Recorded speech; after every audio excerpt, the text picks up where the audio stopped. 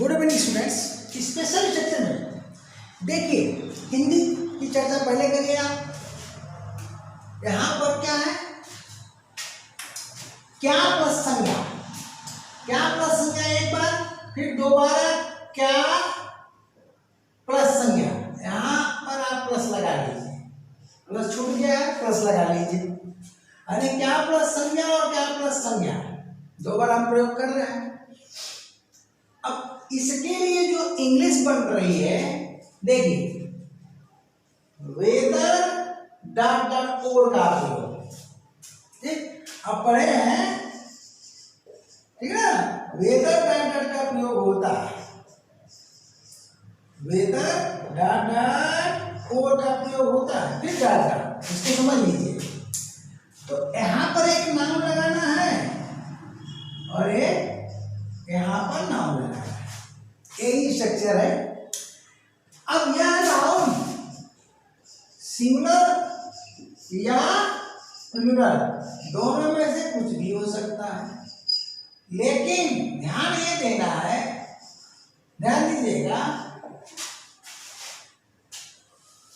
ये नाउन दोनों डिफरेंट हो गए, यानी ये नाउन क्या हो गया भैया, डिफरेंट हो गए। इसको आप नोट में लिख लीजिएगा।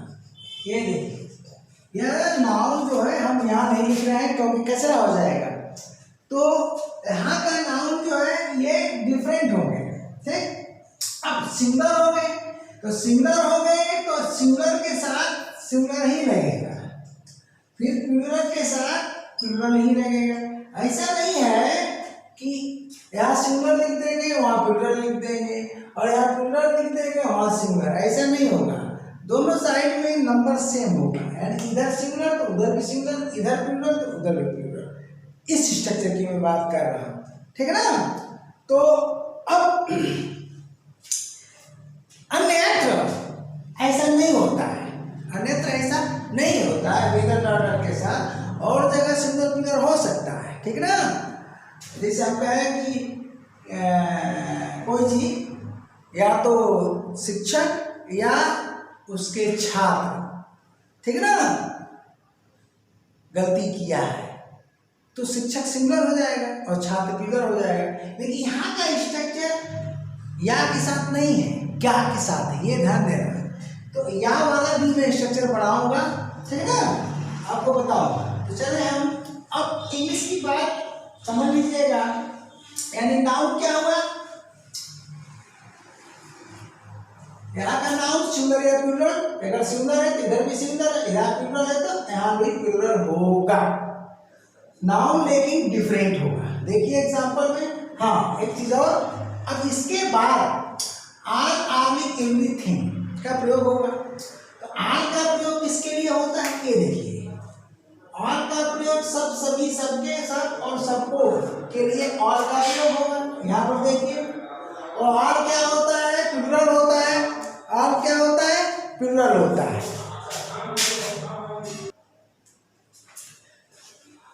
चले ऑल, तो सब, सभी, सब, सबके, सब, सबको के लिए ऑल का प्रयोग करेंगे, ये प्लूरल होगा। देख लीजिए, यानी प्लूरल वर्ब लगेगा कहाँ पर, यहाँ पर देख रहे हैं स्ट्रक्चर, क्रिया क्या हो जाएगी हमारी, प्लूरल हो जाएगी। और सब कुछ के लिए इंग्लिश होगी एवरीथिंग सिंगुलर। तो एवरीथिंग जगह सिंगुलर है तो वर्ब हमारा क्या हो जाएगा, सिंगुलर, सीधा सीधा बात है। तो चलिए यहाँ पर हम 3 सेंटेंस लिखे हुए हैं, ठीक है ना। इस स्ट्रक्चर को इसे समझ लेना है। क्या शिक्षक, क्या छात्र, सबके सब आलसी हैं। तो जब सबके सब शब्द दे दिया गया, इसका मतलब क्या होगा, ये भी प्लूरल में लिखा जाएगा और ये भी प्लूरल में लिखा जाएगा, ठीक है ना। तो चलिए हम क्या करेंगे, स्ट्रक्चर में यहाँ लिखेंगे, यहाँ पर वेदर कर दिया और टीचर्स, टीचर्स लिख दिया और यहाँ पर स्टूडेंट्स लिख दिया, क्या लिख दिया, स्टूडेंट्स लिख दिया। ओके, ध्यान देना है कि यहाँ पर किसी आर्टिकल का प्रयोग आप नहीं करेंगे। भाई ये तो होगा नहीं, आप द का गलती से करते हो, वेदर द टीचर्स, और द स्टूडेंट्स, आपको किसी आर्टिकल का प्रयोग नहीं करना। ओके, तो ऐसा है ये स्ट्रक्चर। अब आप क्या करोगे,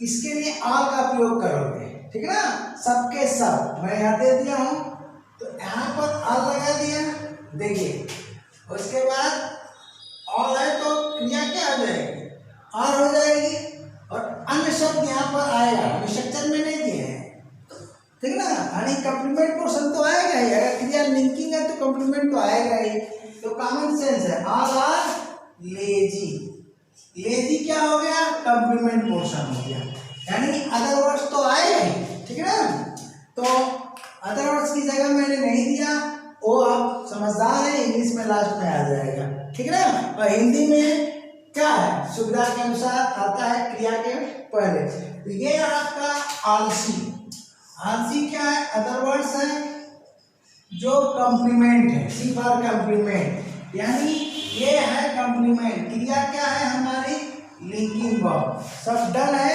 हमारे कोर्स में, तो कहाँ जाएंगे, वर्ब के चैप्टर में पढ़िए भैया, हमारा ये सिस्टम है, ना पसंद हो तो हट जाओ, बंद कर दो, ठीक है ना। अब चलते हैं, क्या तेल क्या घी सब कुछ महंगा है, तो सब कुछ महंगा है, सब कुछ के लिए इंग्लिश क्या होगी, एवरीथिंग, क्या होगी, एवरीथिंग, इसको पढ़ते हैं एवरीथिंग। अब देखिए यहाँ पर एवरीथिंग एक साथ लिखा जाएगा, अलग अलग नहीं लिखा जाएगा, ठीक, क्योंकि यह होता है इंडिफिनिट प्रोनाउन, क्या होता है, इंडिफिनिट प्रोनाउन। तो अब हम क्या करते हैं, यहाँ पर ट्रांसलेशन करते हैं, देखिए क्या तेल, तो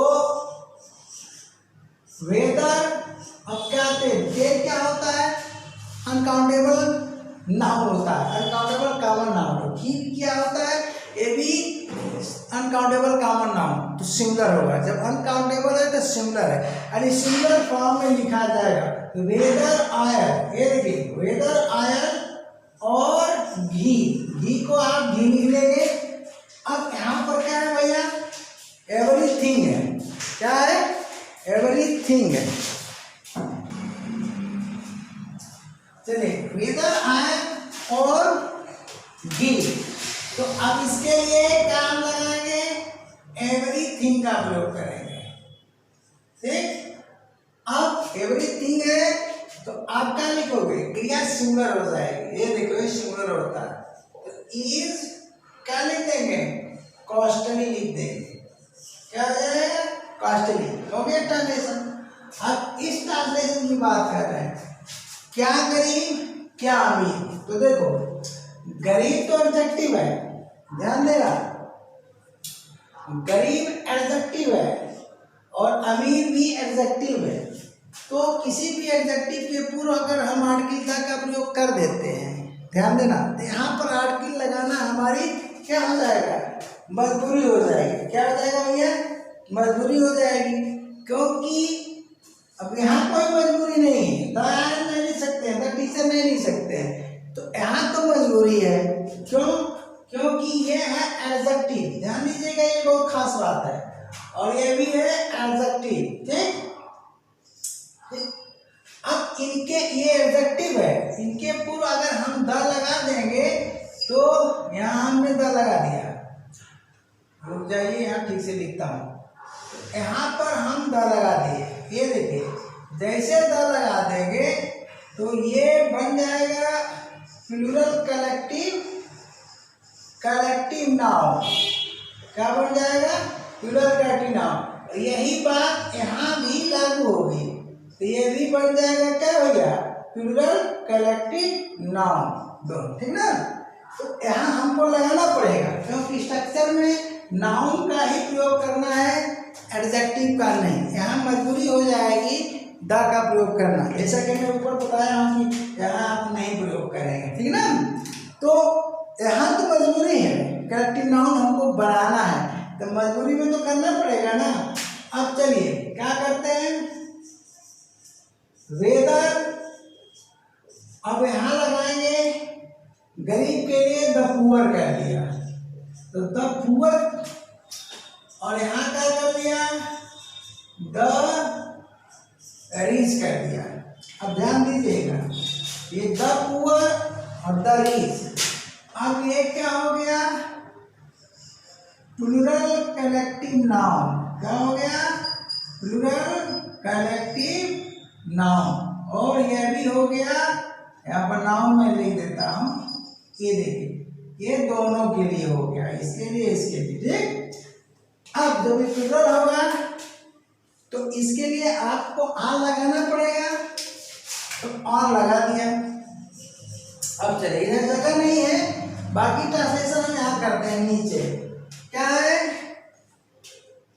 ऑल हो गया, एक दिन मरना है, तो मरना है ऑब्लिगेशन है, तो सेंटेंस बाध्यता को, सबको मरना पड़ता है, जब मुझे कोई नहीं मरता है। तो यहाँ पर आर के बाद वाला स्ट्रक्चर हम यहाँ देखते हैं, आपको हाई लिखना पड़ेगा, उसके बाद गॉट लिखना पड़ेगा, उसके बाद टू डाई लिखना पड़ेगा। अब देखिए, तो ये to have got to die, to have got के बाद मरना, मरना क्या है, यानी इसकी जो इंग्लिश हो रही है, मरना की इंग्लिश हो रही है to have got to die, इतना हो रही है।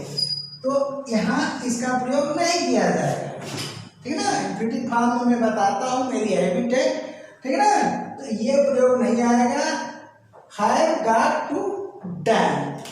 अब एक दिन के लिए यहाँ आपको वन डे का प्रयोग करना है और डे का प्रयोग नहीं करना है। जैसे कहा जाए कि एक दिन आंधी आई, एक दिन तूफान आया, तो वहां पर वन डे ही होगा।